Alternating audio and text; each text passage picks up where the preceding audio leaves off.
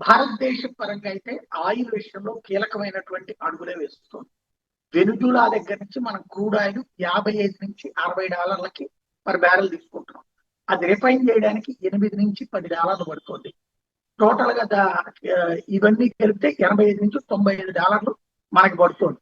మనం దాని మీదన $15 నుంచి $25 వేసుకుని ఇతర దేశాలకి అమ్మేటటువంటిదేమో కంపెనీలు చేసుకుని భారతదేశంలో ఈ $15-25 తగ్గడం వల్లనే మనం ఇప్పుడు ప్రస్తుతం ధరలు మిగతా దేశాలతో పాకిస్తాన్ అయితే $350, అమెరికా యూరోప్ దేశాల్లో కూడా పెరిగితే ఇక్కడ కొంత కంట్రోల్ చేసుకోవడానికి కారణమవుతుంది అదే.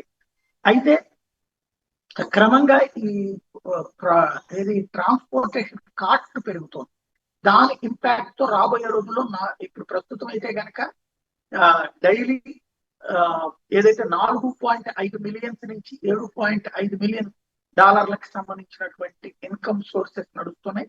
$2.7 బిలియన్ యాన్యువల్ గా మార్జిన్ వచ్చేటటువంటి అవకాశం ఉంది ఇదే సాగితే కనుక. అయితే ఇంపోర్ట్స్ ఎక్స్పోర్ట్స్ మీద డిపెండ్ అయి ఉంటుంది. ఇదంతా ఒక ఎత్తు అయితే ఇప్పుడు కొంత ఈ ఆయిల్ మనమే వాడకం ఎక్కువ చేసుకుంటున్నాం అన్నటువంటి నిపుణులు చెప్తున్న లెక్క.